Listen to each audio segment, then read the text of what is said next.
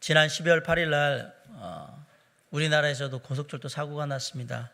강릉선 KTX가 탈선을 해가지고 사고가 났는데 다행히도 그 열차가 알파벳 이 Z자로 이렇게 꺾여서 탈선을 했음에도 불구하고 사망자는 없고 14명 정도가 이렇게 다친 아주 다행인 그런 사고가 있었습니다. 원인은 철로를 전환하는 조종기 상자에 케이블이 있는데 케이블에 작은 너트가 조여지지 않아가지고 났다라고 얘기를 하는데, 우리가 생각을 할 때는 철도는 가장 안전한 교통수단이라고 생각을 하는데 철도가 왜 사고가 나지? 그리고 시스템이 다 돼 있는데 생각보다 철도 사고들이 많습니다. 세계적으로 1998년에 독일의 하노버와 함부르크 사이에서 에세테 탈선 사고라는 게 났어요. 차량이 설계 미스로 해가지고 철로를 이탈을 했는데 시속 200km로 가다가 철로를 이탈을 해가지고 사망자가 103명, 중상자가 88명 나는 사고가 있었습니다. 2005년에는 우리의 가까운 이웃인 일본의 오사카 중심부에서 북서부 외곽으로 가는 신칸센의 후쿠야마 서원에서 사고가 났는데요. 차량 통과 시간이 좀 늦으니까 다음 정차역까지 시간을 맞추기 위해서 막 과속으로 달리다가 코너를 이렇게 모퉁이를 도는데 120km로 돌다가 탈선을 해버렸어요. 그래서 107명이 사망을 하고 562명이 부상을 당한 기록이 있습니다. 그리고 또 이웃 얘기를 하면 2011년에 중국의 남동부와 상하이로 향하던 고속철도가 그 벼락을 맞아가지고 갑자기 서게 됐거든요. 근데 뒷차가 앞차가 서 있다는 것에 대한 보고를 듣지를 못하고 그대로 와가지고 부대낌으로만 이제 선로 나가버리고 막 탈선을 하고 막 그래서 사망자가 259명, 부상자가 183명, 실종자가 154명. 그러니까 거의 뭐 실종자까지 하면 400명 가까운 사람이 죽었다라고 보시면 됩니다. 제가 아까 얘기해드리지 철도는 되게 안전하다고 생각을 많이 하거든요. 기술이 발달해서 아주 고속화가 됐고요. 그 다음에 전자화 시스템화되어 있어서 정확하게 정시에 도착도 하고 시속도 되게 빠릅니다. 우리나라 철도가 200km가 넘고요. 실험에 의하면 300km까지 가능한 거로 되어 있습니다. 서울에서 부산까지 KTX 타면 2시간 반이면 갑니다. 저도 가끔 타본 적이 있는데 정말 편합니다. 안전하고. 철도라는 게 궤도, 선로를 이탈하지만 않으면 사고는 안 납니다. 중요한 건 선로를 이탈하거나 가다가 멈춰버리면 큰 사고가 날 수 있습니다. 더욱이 열차는 사람들이 많이 타기 때문에 만약에 선로를 이탈을 하거나 아니면은 가다가 서가지고 뒤에 열차하고 부딪히거나 그러면 인명사고가 아주 크게 날 수 있는 그러한 위험성이 있습니다.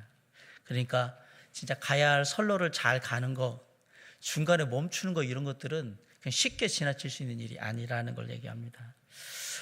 오늘 아침 제가 선로 얘기를 하는데 다른 선로 얘기를 하려고 합니다. 영적인 선로, 신앙의 궤도에 대한 얘기를 하려고 합니다. 오늘 수많은 사람들이 가야 할 길을 가거든요. 영적으로도 마찬가지예요. 가야 할 길을 가고 거기를 벗어나지 말아야 되는데 그 길을 벗어나고 그 길에서 막 가만히 서 있다고 가지도 않고 막 이런 일들이 많이 벌어지는 거예요. 더 놀라운 것은 영적인 선로에서 벗어나 있음에도 불구하고 그 아무도 이 부분에 문제를 삼거나 이거의 심각성을 느끼지 않는다라는 얘기예요. 내가 선로에서 벗어나 있음에도 불구하고, 그리고 가다가 멈춰 있음에도 불구하고 뒤에 열차가 와서 충돌할 수도 있다라는 생각들이 이런 거 하지 않는다는 얘기예요. 이 문제를 놓고 우는 사람도 없고 이 문제를 해결하기 위해서 동분서주하는 사람도 없습니다. 영적인 선로, 신앙의 궤도는 참 중요합니다. 왜냐하면 궤도를 이탈한 고속철도나 차선을 벗어난 자동차, 관역을 벗어난 총알이나 화살은 이 땅의 육신의 문제를 얘기하는 것들이거든요. 그런데 영적인 선론을 벗어나면 이 땅의 육신의 생명뿐만 아니라 죽음 이후에 영원한 우리의 영적인 생명까지도 좌우가 되기 때문에 그래요. 그래서 영적인 선로는 중요한 거예요. 오늘 본문에 보면 이 영적인 선로를 벗어난 두 사람이 등장을 하는데 그 사람들이 영적인 선로를 벗어났다라는 얘기는 두 가지를 전제를 합니다. 첫째는 어떤 방향으로 일단 가기는 갔다라는 얘기고요. 가긴 갔는데 중간에서 비껴나갔다 이 얘기를 하고 있는 거거든요. 그게 영적인 선로를 벗어났다 이 얘기예요. 오늘 본문에 나오는 사람들 하나님 모르는 사람들 아닙니다. 나름 하나님에 대해서 알고 있고 신앙에 대해서 알고 있고 그리고 신앙의 종착지가 어딘 거라는 것도 대충 다 알고 있고 한 사람은 아주 잘 아는 사람이었습니다. 그럼에도 불구하고 이 두 사람은 결국 영적인 선로에서 벗어났다라고 성경은 오늘 우리에게 얘기하고 있습니다. 자, 이 두 사람은 어떤 사람이며 왜 영적인 선로에서 벗어났을까요? 첫 번째 사람, 오늘 등장하는 영적인 선로를 벗어난 첫 번째 사람은 대제사장 아나니아입니다. 1절에 보시면 닷새 후에 대제사장 아나니아가 어떤 장로들과 한 변호사 더돌로와 함이겠죠. 우리가 잘 알듯이 구약시대에는 하나님께서 아무 데서나 사람을 만나거나 아무 시간에나 막 만나주는 게 아니에요. 반드시 한 곳에서만 하나님을 만날 수 있었어요. 그리고 그곳에서 하나님이 당신을 계시하시고 사람들에게 말씀을 주고 그러셨어요. 그곳이 어디입니까? 그곳이 어디죠? 구약에서 하나님이 사람을 만나는 곳. 광야입니까? 물론 특별한 경우에는 광야에서도 만나고 그러지만 일반적인 경우 구약의 시대에 하나님이 사람을 만나는 곳은 성전입니다. 근데 성전은 두 군데로 되어 있어요. 물론 이방인의 뜻이 있지만 성소와 지성소. 성소는 제사장이면 누구나 들어갈 수가 있어요. 그런데 지성소는 제사장이라도 아무나 들어가지 못합니다. 그럼 지성소는 누구만 들어가느냐? 지성소는 하나님의 언약궤가 있는 곳인데 그곳은 누구만 들어가냐면 하나님의 기름 부음을 받은 제사장 중에서 대제사장만 1년에 한 번 딱 정해진 시간에 들어가는 거예요. 거기에 들어가서 하나님을 만나고 하나님께서 이스라엘 백성들에게 이러이러하니 이렇게 하라 라고 해서 하나님의 메시지를 주면 대제사장이 살아서 나오면 그 메시지를 전하는 것이고 대제사장이 자신의 죄를 하나님 앞에 고하지 못하고 들어가면 거기서 죽으면 알지만 여러분들이 이렇게 줄을 이렇게 당겨가지고 죽으면 나오면 다른 대제사장을 또 뽑아가지고 들여보내야 되는 그런 거예요. 이렇게 본다면 대제사장이 얼마나 중요한 사람이냔 말이에요. 하나님의 말씀을 전하는 사람인데 그렇다면 이 사람은 영적인 선로에서 가장 앞에서 아주 잘 가고 있는 사람이라고 생각을 할 수 있어요. 의심할 여지도 없이 대제사장은 시간이 지나면 이 영적인 선로를 잘 가서 마지막 종착역에 충분히 도착할 수 있는 그런 사람입니다. 거기에는 하나의 문제가 없어요. 정상적이기만 하면 그렇습니다. 그런데 오늘 본문에 나오는 대제사장 아나니아는 그 영적인 선로를 벗어났다라고 지금 성경이 얘기를 하고 있는 겁니다. 하나님의 원함과 상관없이 십자가의 복음과 상관없이 하나님의 나라와 상관이 없이 하나님의 나라 원래의 소망을 빗겨나갔다라고 지금 얘기하는 겁니다. 대제사장 아나니아가 가장 영적인 선로에서 가장 앞에 서서 가장 잘 나아갈 것 같던 그 사람이 왜 영적인 선로에서 벗어났을까? 그 이유가 뭘까? 1절에 보시면 대제사장 아나니아가 변호사 더돌로와 함께 내려왔다라는 말이 나와요. 그럼 어디에서 어디로 내려왔다는 얘기냐? 예루살렘에서 가이사랴로 내려왔다는 얘기입니다. 근데 예루살렘에서 가이사랴까지는 걸어서 그냥 한나절에 하루에 왔다 갔다 할 수 있는 그런 거리가 아닙니다. 마차 타고도 한참 걸립니다. 얼마나 되냐면 예루살렘에서 가이사랴까지는 직선으로 100km가 넘습니다. 그렇기 때문에 오늘같이 자동차만 몰라도 옛날같이 걸어서 가거나 낙이 타고 막 이렇게 가면 이거 하루 안에 못 갔다 옵니다.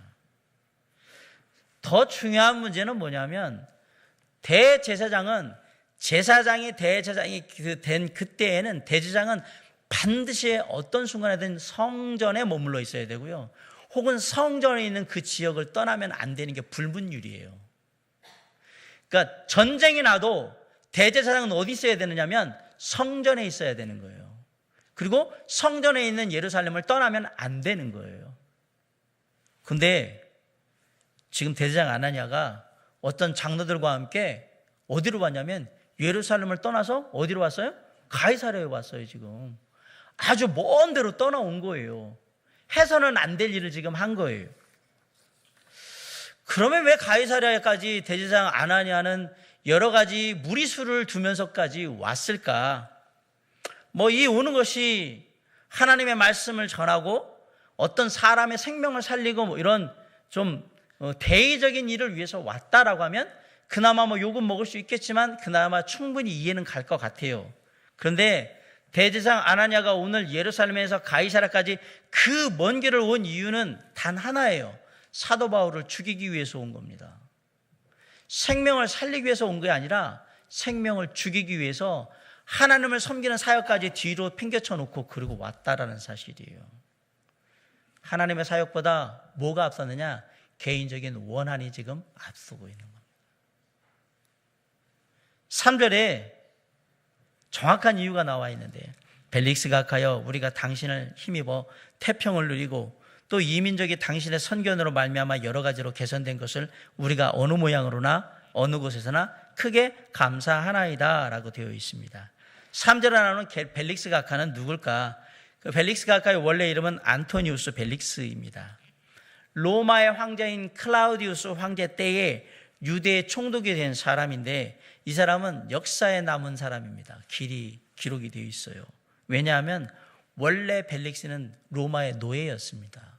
노예였다가 자유인이 되었어요. 그 당시 로마에서 노예가 자유인이 되는 건 엄청난 일인 겁니다. 두 번째로 아무나 될 수 있는 일이 아니에요. 그건 아무나 그렇게 로마 노예에서 막 자유인이 되고 이렇게 되잖아요. 엄청 큰 공을 세우거나 큰 권력자에게 들어야 되는 일인 거예요. 근데 노예가 자유인이 된 것도 되게 큰 일인데, 이 노예 출신 벨릭스가 얼마 되지 않아서 유대 총독이 됐어요. 그러니 더 대단하지 않습니까? 역사의 기록에 보면 벨릭스는 그렇게 좋은 성격은 아니었다고 해요. 가정사도 아주 복잡했어요. 벨릭스는 원래 유부남이었어요. 유부남이었는데 자유인이 되고 나서 유대의 총독이 되고 싶은 욕심에 정략 결혼을 합니다. 누구와 결혼했냐면 그 당시 안토니우스와 클레오파트라의 손녀였던 여자하고 결혼을 해요. 그래가지고 로마의 그 권력층에 들어간 거예요. 안토니우스가 그 당시에 로마의 권력을 잡고 있으니까 그 손녀와 결혼했으니까 이제는 권력을 잡은 거죠. 그래서 뭘 요구했냐면 유대의 총독 자리를 요구해서요. 놀랍게도 유대의 총독이 돼가지고 유대에 지금 내려와서 가이사랴에 있었다라는 얘기입니다. 여기서 이야기가 끝나면 참 좋겠는데, 근데 벨릭스가 유대에 내려와서 또 한 번 결혼을 합니다. 24절을 한번 볼까요? 수요일에 벨릭스가 그 아내 유대 여자 드루실라와 함께 와서 바울을 불러 그리스도 예수 믿는 도를 듣거늘. 그러면 원래 결혼했던 안토니우스와 클레오파트라의 손녀는 어디에 있을까? 어디에 있을까요? 아마 제 생각에 로마에 있을 가능성이 높아요. 내가 왜 서울을 두고 저기 시골에 들어가서 살까? 이런 생각을 했을 것 같아요. 근데 그 당시에는 여러 부인을 두는 건 뭐 그게 크게 무리는 아니에요. 권력자들이 다 그랬으니까. 벨릭스가 유대 여자인 두루실라와 결혼을 한 것으로 보여요. 총독으로 왔는데 유대 총독으로 왔잖아요. 유대인들의 환심을 사기 위해서 한 일이 뭐였냐? 유대 여자를 다시 또 아내로 맞은 거예요. 그 여자 이름이 두루실라입니다. 그럼 두루실라는 누구냐? 그 당시 유대 지방을 다스리던 아그리빠 1세의 맏딸입니다. 첫째 딸. 그래서 이 두루실라하고 결혼을 하게 되는데요. 또 이것도 참 사연이 있습니다. 두루실라는 원래 유부녀였어요. 결혼한 사람이었단 말이에요. 그런데 벨릭스가 가가지고 이 두루실라와 남편 사이를 이간합니다. 그래서 이혼하게 만듭니다. 이혼하게 만든 다음에 두루실라를 아내로 받아들였던 겁니다. 벨릭스라는 사람은요, 목적을 이루기 위해서는 수단 방법을 가리지 않는 사람이라는 걸 이제 알 수 있고요. 아울러서 자신이 원하는 목적을 이루는데 방해가 되는 것은 다 처리했던 사람이에요. 특히 대제사장 아나니아 직전에 대제사장이었던 요나단이 목베임을 당해서 죽는데 그 목을 벤 사람이 누구냐? 이 벨릭스입니다. 자꾸 그 이스라엘의 율법을 얘기하면서 반대를 하자 목을 베서 죽여버려요. 근데 자신의 전임자의 목을 벤 벨릭스 앞에 와서 대제사장 아나니아가, 물론 변호사 도돌로를 통해서 이해하자면 뭐라고 얘기하면 각하라고 불러요. 그냥 벨릭스 총독이요 이러면 될 걸 각하라는 극존칭을 쓰는 걸 합니다. 각하라는 말은 절대로 대제사장이나 이런 사람들이 함께 쓰는 말이 아니에요. 대제사장 아나니아의 영적인 상태가 어떤가를 알 수 있어요. 보통의 유대 총독하고 대제사장은 원수지간이에요. 왜 그러냐? 잘 보세요. 유대의 대제사장은 여호와 하나님께서 이 땅을 다스리고 나는 이 땅을 다스리는 여호와 하나님의 말씀을 사람들에게 전하는 백성들의 대변인인 거예요. 그렇기 때문에 이 실질적인 유대 나라를 통치하는 건 누구예요? 대제사장의 나라고 생각을 하는데 어느 날 뜬금없이 로마에서 총독이 하나 오더니 지금부터 이 나라는 내가 통치를 할 테니까 내 말 들으라 그러면서 이래라 저래라 막 얘기를 하는 거예요.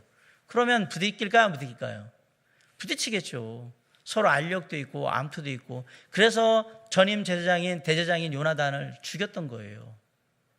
그런 권력에 무서운 게 있으니까 좀 조심해야 되겠구나라는 생각을 하게 되는 거예요. 그래서 대제사장 아나니아가 총독 벨리스를 향해서 명칭을 쓸 때 뭐라고 하냐면, 물론 변호사 더둘러가 썼지만 각하라는 말을 썼던 거예요. 좀 아부 좀 하겠다라는 얘기죠. 독립운동가였던 월남 이상재 선생님을 잘 아실 겁니다.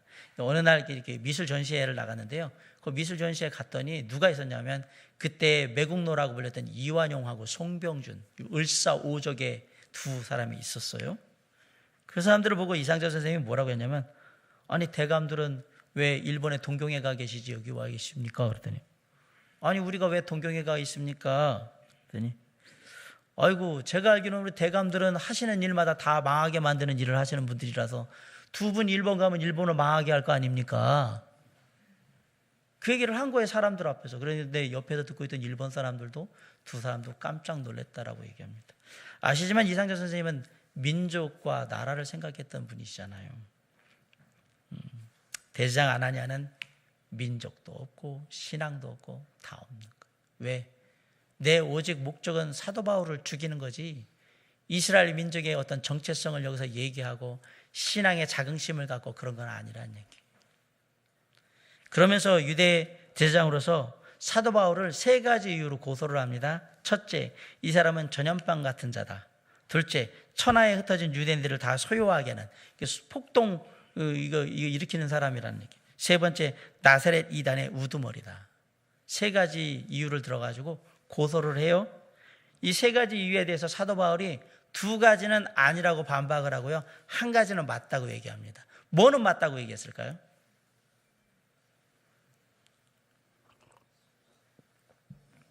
뭐는 맞다고 얘기했을까요? 사도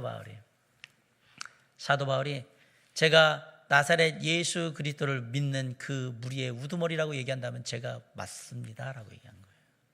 나머지 두 개는 아닙니다라고. 대제사장 아나니아는 정말 안타까운 사람입니다. 하나님을 가장 가까이 모시면서도 하나님을 만나지 못한 사람이고요. 천국에 가장 가까이 갈 수 있었음에도 불구하고 천국을 못 간 사람이고요. 진리에 가장 가까이 있었음에도 불구하고 진리를 깨닫지 못했던 사람입니다. 그리고 진리대로 살지도 못했던 사람이에요. 영적인 선로의 가장 앞에 있다가 그 선로를 벗어난 사람, 그 사람이 바로 아나니아예요. 사랑하는 성도 여러분, 우리가 언제 영적인 선로를 벗어나는지 아십니까? 우리의 신앙의 연륜이나 직분 이런 것을 내세우면서 날마다 새로운 마음으로 하나님 앞에 나아가지 않을 때 우린 영적인 선로를 벗어납니다. 이 시대의 대제사장 아나니아가 누구일까? 목사인 저일 수도 있습니다. 직분도 그렇고 신앙생활도 오래 했으니까 나는 알아서 가겠지, 자동적으로 그냥 가겠지, 하나님 따라가겠지. 아니면 여기 앞에 계신 집사님들이실 수도 있어요. 아니면 부서의 회장님들일 수도 있고요. 아니면 아동부의 청소년부 이런 청년부 교사들일 수도 있습니다. 아니면 오늘 저와 함께 이 자리에 앉아서 예배드리고 있는 여러분 중에 어떤 분은 대제사장 아나니아와 같이 영적인 선로를 벗어난 삶이 될 수도 있습니다. 이 사람들, 대제사장 아나니아와 같은 사람들이 한 가지 특징이 있는데 이들은 하나님을 모르지 않아요. 잘 알고 있어요. 하나님을 만났고 구원받은 사람도 있을 수 있습니다. 근데 천국이 뭔지 지옥이 뭔지도 다 아는데 놀랍게도 그 길을 안 갑니다. 이 진리를 너무 잘 알면서도 불구하고 진리대로 살지를 못하고 언제나 영적인 선로에서 벗어나 있는 사람들, 그들이 바로 대제사장 아나니아 같은 사람입니다. 사랑하는 성도 여러분, 우리의 신앙의 연륜이나 직분에 상관없이 우리의 습관이 우리를 하나님이 원하시는 영적인 길에 늘 있게 만들 거라는 생각은 하지 마시기 바랍니다. 우리의 신앙이나 연륜에 상관없이 우리가 날마다 새로운 마음으로 주님 앞에 서지 않는 한 우리는 언제든지 주님의 길에서 벗어날 수 있다는 사실을 잊지 마시라는 얘기를 드리는 겁니다. 오랜 신앙생활이 나를 그거를 보장해 주는 게 아니에요. 나는 오늘도 처음 예수를 믿는다는 마음으로, 벅찬 마음으로 감격하면서 주님 앞에 서는 거예요. 오늘이 내 신앙의 처음이며 나는 끊임없이 그 길을 달려가겠다는 그런 새로운 다짐으로 오늘 이 시간이 있어야 되는 거예요. 그리고 내가 신앙생활 20년 했는데 30년 했고 내가 목사나 되고 집사나 되고 그래도 내가 또 직분 받고 목자도 되고 교사도 되고 그런데 뭐 알아서 하나님 안에서 잘 가겠지라는 생각은 하지 말라는 얘기입니다. 대제사장 아나니아는 영적인 선로에서 마침내 벗어났어요. 가장 하나님과 가까이 있는 사람이었음에도 불구하고 자동적으로 하나님의 길을 갈 거라는 생각은 하지 말라는 얘기입니다. 나도 모르게 그 길을 벗어날 때가 올 겁니다. 저와 여러분의 생각에, 저와 여러분의 삶에 어떤 변화들이 일어나면서 나도 모르게 하나님을 향해 가던 그 열차가 멈추거나 탈선을 하게 될 거란 얘기예요. 신앙의 열차가. 그러면 사고가 커지는 거거든요. 사랑하는 성도 여러분, 대제사장 아나니아는 우리한테 교훈하는 거예요. 내 신앙의 연륜이나 내가 가지고 있는 직분이나 지금까지 내가 몸에 배워왔던 어떤 영적인 습관들이 나를 하나님을 향해 가는 영적인 선로를 늘 유지하며 갈 수 있도록 만들어주는 힘이 아니란 얘기예요. 날마다 방향을 바로 설정하고 그 방향을 향해서 묵묵히 앞을 바라보며 주님을 바라보며 나아가지 않으면 아무리 신앙생활을 오래 하고 아무리 높은 직분을 가지고 아무리 많은 일을 하더라도 언제든지 신앙에서 벗어날 수 있다라는 얘기를 누가 하고 있는 거냐면 바로 이 대제사장 아나니아가 하고 있는 겁니다. 오늘 아침 우리의 신앙의 길, 영적인 선로를 다시 한번 살펴보시기 바랍니다. 나는 똑바로 잘 가고 있는가? 나는 묵묵히 그 길을 잘 가고 있는가? 바라기는 저와 여러분이 우리 주님의 말씀의 교훈을 따라서 영적인 선로에 주님을 향해 방향을 잘 맞추고 묵묵히 걸어감으로 말미암아서 마침내 똑같은 종착역에서 저와 여러분 모두가 함께 만날 수 있기를 주님의 이름으로 간절히 축원합니다. 두 번째로 영적인 선로를 벗어난 사람이 누구냐? 총독 벨릭스입니다. 앞에서 말한 벨릭스 총독이 제가 부정적인 얘기들을 쭉 했죠. 이거 잠시 접어두고 한번 긍정적인 것 좀 한번 찾아봅시다. 앞에 말했던 벨릭스는 노예에서 유대 총독이 된 정말로 입지전적인 인물이에요. 자수성가한 사람이란 말입니다. 게다가 벨릭스는 얼마든지 하나님의 놀라운 은혜를 힘입을 수 있었어요. 기회가 있었어요. 22절에 보세요. 22절. 자, 한번 읽어보겠습니다. 시작.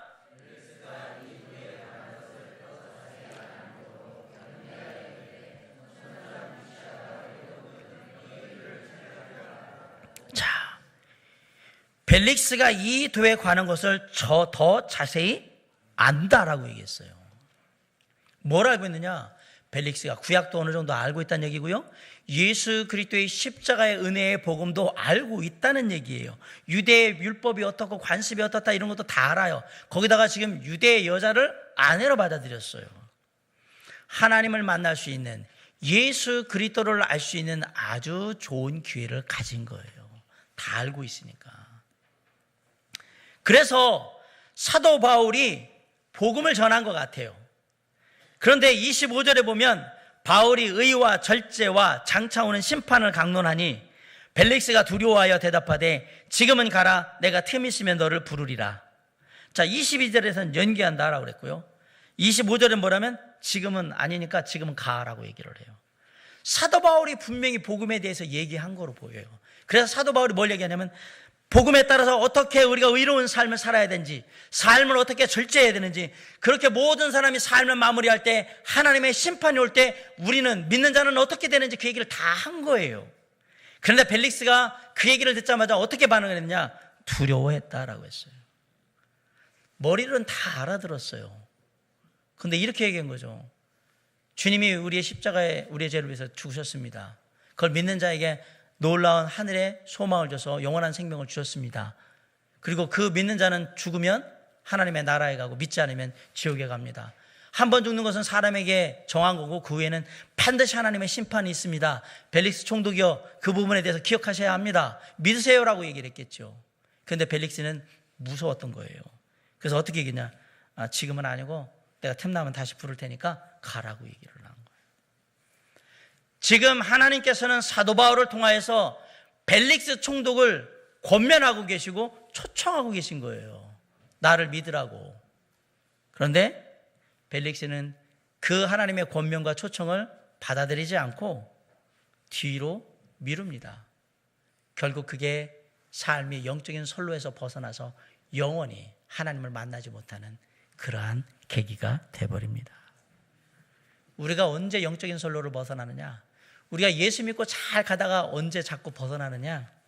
주님께서 우리에게 주시는 권면의 말씀, 도전의 말씀, 우리의 마음밭에 심어서 다짐하게 하는 그 하나님의 말씀에 즉각적으로 반응하지 않고 나중으로 미룰 때 대부분 우리는 영적인 선로에서 벗어납니다. 우리가 매번 이렇게 얘기하죠. 내일 할게요, 주님. 나중에 시간 되면 할게요. 주님, 지금 제가 시간 갖고 좀 한번 생각을 좀 더 해보고서 할게요.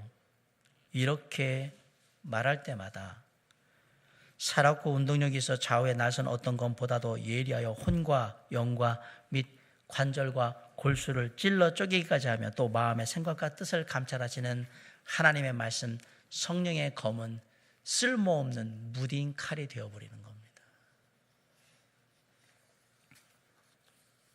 여러분 그런 경험해 보신 적 많지 않습니까? 여기 앉아 예배 드리시면서 정말 구원받은 분들 가운데 하나님께로부터 수많은 권면의 말씀, 도전의 말씀 들으셨잖아요. 다짐의 말씀.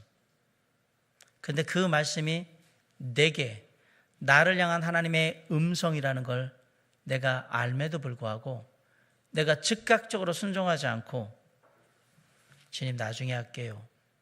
주님 다음에 할게요. 주님 제가 지금 상황이 이래서 지금 못하겠습니다. 라고 하면서 그 말씀에 대한 반응을 미루고 또 미루고 그대로 놔두면 그 다음엔 어떻게 됩니까? 이게 예수 믿은 지 오래된 사람들의 신앙의 위험성입니다. 오늘 박 목사님 또 얘기하는 얘기 맨날 듣던 얘기. 그럼 제가 뭐 대단한 얘기 할 거라고 생각하셨습니까? 저는 직업이지라 맨날 듣던 얘기 그냥 이로 한번 이렇게 바꿔서 오늘은 찌개로 만들어 봤다가 내일은 튀김으로 만들어 봤다가 내일은 밥으로 만들어 봤다가 그렇지 제가 하는 얘기가 달릴 게 뭐가 있어요. 해 아래 새 것이 없는데 이미 다 알고 있는 얘기 아닙니까? 몇 년 전에 들었던 얘기, 지지난주에 들었던 얘기에 또 재탕 같은 느낌도 들고 오늘 본문 보니까 대충 무슨 얘기하는지 다 알겠네. 새로울 거 하나도 없네. 바꿔 말하면 이제 하나님의 말씀의 권면이나 초청이나 강건한 도전이 우리의 마음에 와닿지 않는다라는 얘기입니다. 왜? 신앙생활 너무 오래 해가지고 이제 내성이 생긴 거예요. 웬만한 말씀 들어가죠. 또 얘기하시네. 또 기도하라고 하네. 할 때 되면 하고 말 되면 마는 것이 말씀 읽으라고 하네. 할 때 되면 하고 말 때면 마는 거지 예배 열심히 드리라고 하네. 사정이 안 되는 걸 어떻게 들으시면 드리고 말면 마는 거지 이게 신앙을 오래 한 사람들의 위험성이에요. 말씀이 와닿지를 않아요. 왜? 20년, 30년 계속 그 말씀을 들었거든요. 그러다 가끔가다 하나님의 말씀이 딱 들려요. 성령이 역사하신 것에 내 마음에 감동이 있어요. 그래 놀라운 게 내일부터 열심히 하자. 내년부터 열심히 하자. 그러면서 영적인 선로를 벗어나는 겁니다. 지금 제 얘기 들으면서 내일부터 열심히 신앙생활 하시려고 했죠. 하나님께서 말씀하시면서 이게 안 좋은 거구나. 이건 고쳐야 되겠구나. 나에게 분명히 말씀하셨는데 다음에 열심히 해가지고 이거 고쳐야지. 그리고 뒤로 미루는 거예요. 저희들이 지금 19년도 일할 수 있는 내년에 일할 일꾼들을 보합니다. 성령께서 말씀을 통해서 하나님의 일에 헌신하라고 요구하는데 주님 내년은 힘들고요. 2020년부터 하겠습니다. 성령께서 말씀을 통해서 하나님의 말씀인 성경을 열심히 공부하라고 권면을 하시면 하나님 지금은 너무 바빠서 신경 쓸 일 많아가지고요. 다음에 시간 날 때 공부하겠습니다. 라고 미루는 거죠. 성령께서 기도에 힘쓰라고 더욱더 힘쓰라고 나에게 감동을 주시면 다음 주부터 새벽기도 한번 해보도록 하겠습니다. 하고 미룹니다. 이렇게 우리가 하루하루 미룰 때 우리의 마음은 점점 더 무뎌지는 거예요. 그리고 무의식 중에 하나님을 향해 나아가던 영적인 선로에서 조금씩 이탈해서 벗어나기 시작합니다. 어느 날 공중에 사단마귀 본부에서 난리가 났어요. 비상전략회의가 열렸어요. 모든 저기 있는 대장 귀신들을 다 모았어요. 그리고 사단마귀가 얘기합니다. 지금 국가적인 비상사태라고. 우리가 존립할 수 있느냐 마느냐라는 아주 중대한 지금 기로에 서 있다고. 왜? 우리 백성들이 지금 하나님을 믿는 대로 자꾸 가고 있으니까 이 문제를 심각하게 생각해야 된다. 어떻게 하면 이 일을 막을 수 있는지 대안을 내놔라 라고 대장 귀신들한테 물어봤어. 무겁습니다. 무게가. 근데 한쪽에 있던 대장 귀신이 손을 딱 들어서 이렇게 하면 되겠습니다.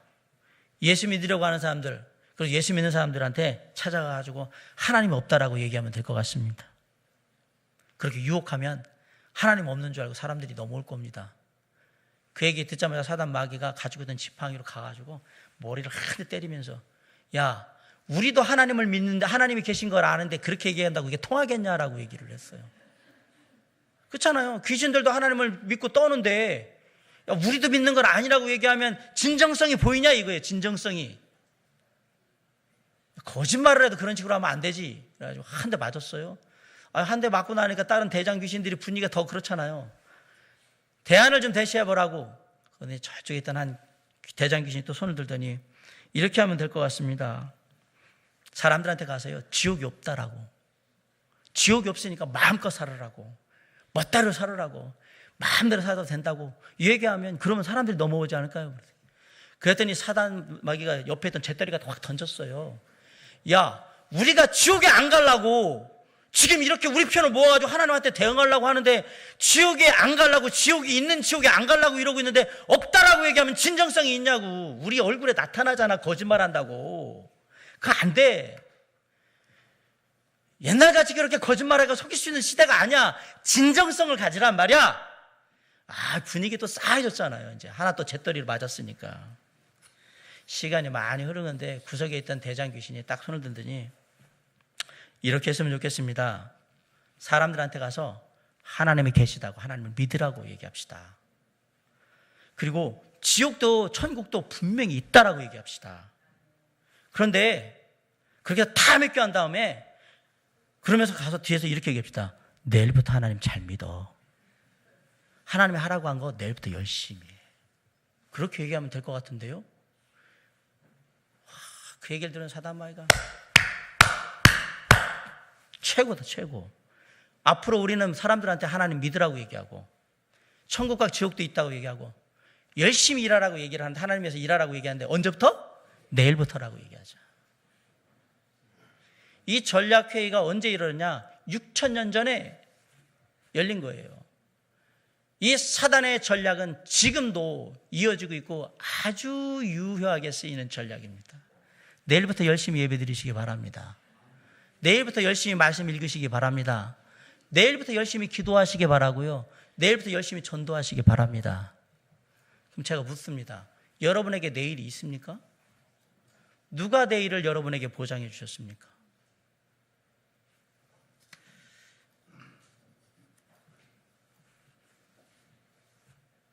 금요일 날 제가 황호선 선교사님한테 문자를 하나 받았어요. 재작년에 제가 라오스에 선교를 갔을 때 짠이라는 형제의 집에 갔었어요. 소영이 자매하고 이렇게 해가지고 갔었어요. 짠이라는 형제의 가족은 새아빠, 엄마, 그 다음에 남동생 하나, 여동생 하나, 그리고 짠 형제에서 5명이었습니다. 그때 복음을 전했습니다.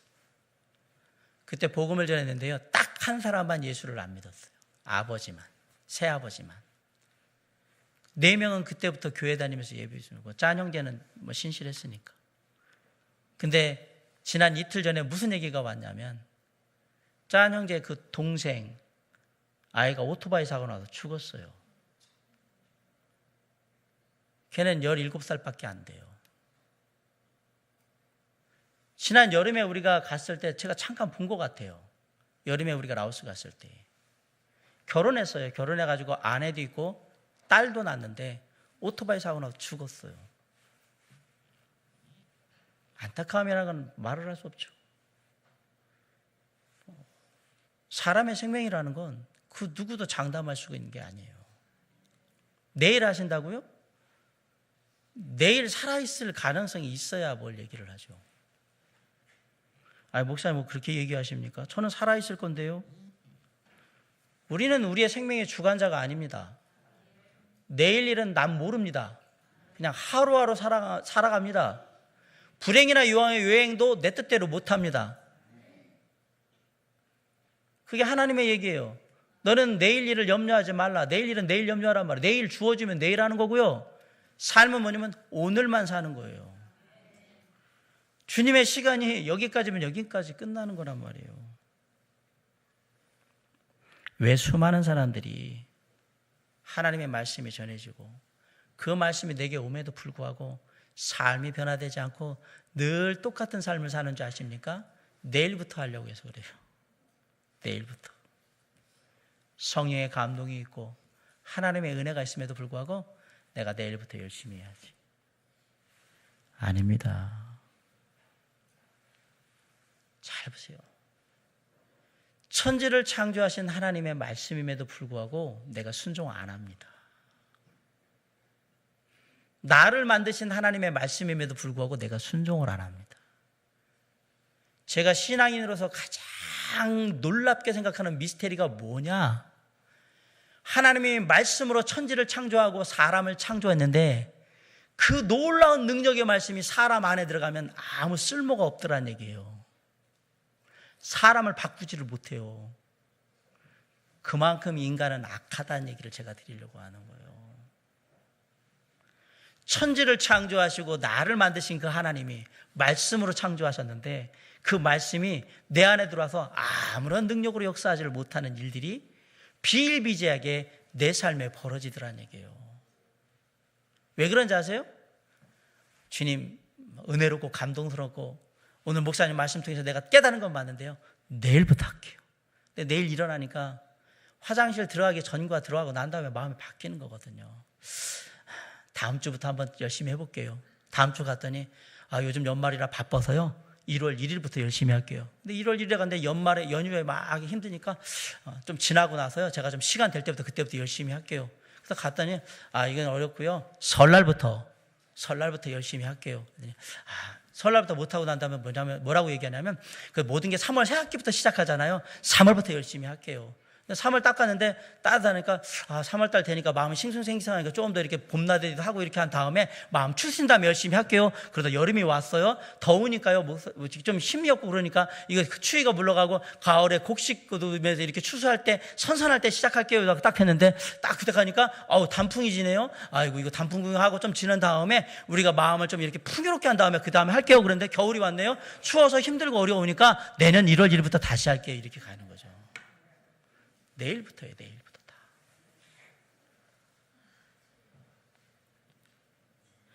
오늘 우리의 삶 속에 하나님의 말씀이 성령을 통해서 우리에게 얘기하시면 오늘 지금부터 순종하셔야 합니다. 그래야 바뀝니다. 지금부터 하는 겁니다. 지금부터. 내가 은혜 베풀 때에 너를 듣고 구원의 날에 너를 도왔다 하셨으니 보라 지금은 은혜 받을 만한 때요 보라 지금은 구원의 날이로다. 언제요? 지금. 오늘 지금이 중요합니다. 여기에 구원이 있습니다. 여기에 용서가 있습니다. 여기에 새로운 삶이 있습니다. 여기에 새로운 시작이 있습니다. 여기에 새로운 소망이 있는 거예요. 왜 구원받지 못하느냐? 나중에라고 얘기하기 때문에 구원받지 못하는 겁니다. 다음에 제가 좀 준비된 다음에. 언제 준비되는데요? 영원히 준비해야 돼요. 지금 말씀하시면 지금 믿고, 지금 말씀하시면 지금 무릎 꿇고, 지금 말씀하시면 지금 기도하고, 지금 말씀하시면 지금 헌신하는 거예요. 다시 말씀드리지만 나중은 우리에게 보장된 날이 아닙니다. 그리스도인은 내일이라는 걸 생각하며 사는 사람이 아니에요. 오늘 이 한순간, 이 오늘이 마지막이라고 생각하고 사는 사람들이기 때문에 그래요. 바로 지금 성령께서 우리의 마음에 권고하시고 초청하시면 그 말씀에 지금 순종하셔야 합니다. 벨릭스는 지금 해야 될 거를 나중에라고 미뤘다가 영원히 하나님의 길에서 벗어난 거예요. 그러면 벨릭스가 두렵기도 했지만 왜 벗어나느냐? 벨릭스는 예수 그리스도의 십자가의 은혜의 복음을 듣는 것보다 바울을 통해서 돈 버는 데 더 관심이 많아서 이렇게 된 거예요. 이 얘기 잘 들으세요. 왜 사람들이 복음의 은혜를 잘 안 듣느냐? 돈 버는 게 더 바쁘고요. 나 뭐 하는 게 더 바쁘고, 이거부터 해야 되고 저거부터 해야 되고, 건강 챙겨야 되고 뭐 하고.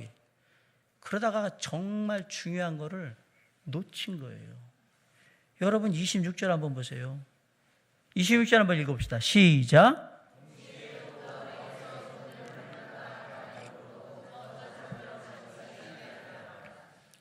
벨릭스가 자주 바울을 불렀습니다. 목적은 뭡니까? 돈벌이 하려고 했는데 바울이 돈이 있습니까? 바울이 부자입니까? 아니거든요. 바울은 부자가 아니에요. 근데 벨릭스는 뭘 보고 바울을 자주 불러서 이렇게 얘기하면 바울로부터 돈이 나올 거라고 생각을 했을까요? 아니, 이걸 묻기도 전에 참 뭐가 중요한지를 모르고 있잖아요, 지금. 벨릭스는 바울을 통해서 은혜의 복음이 전해졌는데 그거보다 뭐가 중요한 거예요?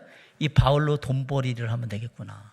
왜? 여러분 잘 아시지만 사도 바울이 예루살렘에 기근이 났을 때 소아시아에 있는 교회들에게 다 얘기해가지고 모금을, 엄청난 액수를 모금해가지고 그거 갖다가 예루살렘의 교회와 성도들 도와주려고 했던 사람이에요. 벨릭스가 다 알고 있어요. 과거의 전력을 다 조사를 했어요. 야, 바울 이거 잡아다 놓고선 계속해서 놓으면 이거 돈 되겠구나. 그러면서 만날 때마다 무슨 얘기를 해요? 사람들한테 좀 이렇게 얘기해서 끊을 수 있도록 뭐 변호사도 좀 세우고 뭐 이렇게도 보석도 신청하고 막 그러면 될 텐데 계속 얘기를 해주는 거죠. 벨릭스가 바울을 자주 만난 이유는 뭐냐? 돈벌이를 위해서예요. 바울이 그 능력이 있다는 걸 알기 때문에. 사도 바울이 지금 감옥에 갇혀 있으면 바울을 사랑하는 교회 성도들이 뭐 할 거라 생각했어요? 다 헌금을 해가지고 모금을 해가지고 변호사도 세우고 보석금도 내고 이렇게 해서 어떻게든지 해서 바울을 빼낼 거라고 생각하면 그때 그 돈 줄 때 그 돈 누가 받으면 되는 거예요? 내가, 벨릭스가 딱 받으면 되는 거예요. 그 생각에 딱 있으니까 바울을 바라보는 거예요. 놀랍게도 벨릭스는 더 중요한 복음을 들을 수 있었음에도 불구하고 돈벌이에 더 관심이 많아가지고 이걸 놓친 거예요. 오늘날도 마찬가지입니다. 오늘날 수많은 사람들이 중요하지 않은 일에 영혼을 팔아버립니다. 이 땅에 다 두고 떠나게 될 건데 아파트 내가 못 갖고 갑니다. 금붙이 만들어 놓은 거 내가 못 가지고 갑니다. 우리 김찬영 형제님이 장례 쪽에 일하시는 분인데 아파트 가지고 가신 분 보셨습니까? 못 보셨죠, 그죠? 그 관에다 금붙이 넣는 거 보셨습니까? 금붙이 넣어놓으면요 가족들이 다 빼요. 나중에 그거 뭐 해줍니까? 안 줍니다. 이 땅에 다 놓고 가야 될 중요하지 않은 거에 더 중요한 하나님의 나라와 하나님의 은혜와 영원한 소망을 다 버리고 가는 거예요. 이런 사람이 현대판 벨릭스지 누가 현대판 벨릭스겠어요? 사도 바울한테 다 들었는데도 안 믿어. 그 도에 대해서 다 아는데도 안 믿어. 더 중요한 게 뭐예요? 돈벌이에요. 이 시대에도 벨릭스는 많습니다.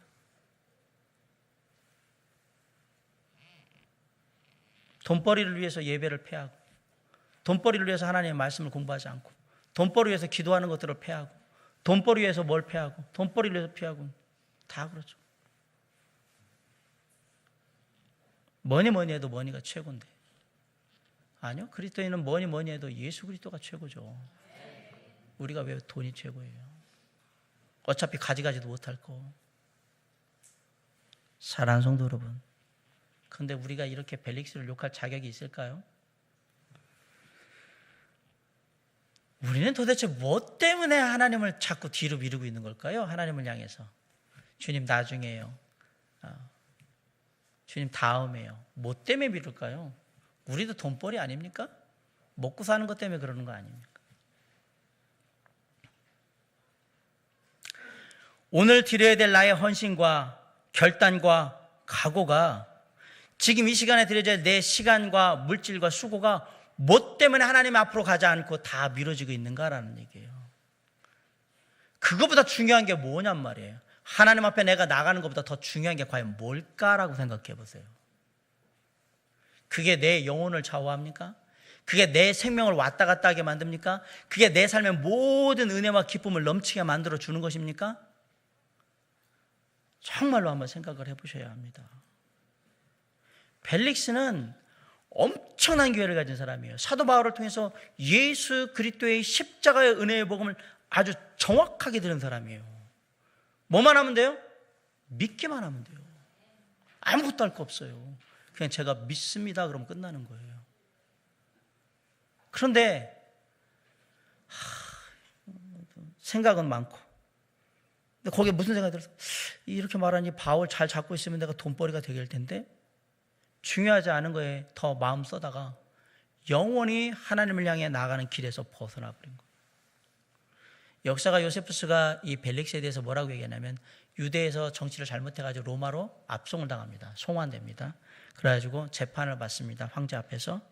1심에서 사형언도 받았는데요. 2심에서 그래도 유대 총독으로 있었으니까 사형은 안 되고 노예로 다시 전락을 해서 마지막 죽습니다. 그가 사도 바울로 통해서 하나님의 복음을 들었을 때 그 십자가의 은혜의 복음을 받아들였다면, 믿었다면 노예가 되든 뭐든 행복하고 기쁘게 갔을 거예요. 그리고 그 자자손손 하나님의 은혜와 축복을 누렸을 겁니다. 그런데 별로 중요하지도 않은 그 돈벌이 한답시고 은혜의 복음을 저버림으로 말미암아서 영원히 벗어나. 사랑하는 성도 여러분, 저는 오늘 두 사람을 여러분에게 말씀드렸어요. 어떻게 그들이 영적인 선로의 한가운데에서 다 벗어나게 됐을까? 대제사장 아나니아는 자신의 연륜과 직분이나 신앙의 이런 습관들이 알아서 하나님 앞에 자기를 인도해 줄 거라는 그러한 안일한 마음으로 살다가 거기에 개인적인 원한이 덮치니까 하나님의 말씀에서 벗어나 버렸어요. 벨릭스는 자신의 삶 가운데 하나님께서 놀라운 기회를 주셨음에도 불구하고 그것보다 더 중요한 돈에 정신이 팔려서 나중으로 자꾸 미루다가 결국은 벗어났습니다. 믿지 않는 사람들은 나중에라고 해서 그랬다고 생각합시다. 믿는 우리는 왜 벗어나는가? 오늘 이 두 사람이, 대제사장 아나니아와 총독 벨릭스가 우리 각자를 향해 주고 있는 하나님의 교훈이 있으리라고 저는 생각합니다. 사랑하는 성도 여러분, 제가 바라는 것은 우리 모두는 이미 예수 그리스도에 대해서 들었고 알고 있고, 어떤 분은 이미 믿고 그 은혜 가운데 살고 있고, 어떤 분은 그 은혜를 힘입고자 애쓰면서 함께하고 있고 그런 상황인 걸 압니다. 아직까지 예수 그리스도를 믿지 못하시는 분들한테 부탁드립니다. 이 자리에 계속 머물러 계십시오. 언젠가는 그 영적인 선로에서 주님의 은혜의 십자가의 복음이 나를 향한 것이었음을 깨닫게 되는 시간이 올 겁니다.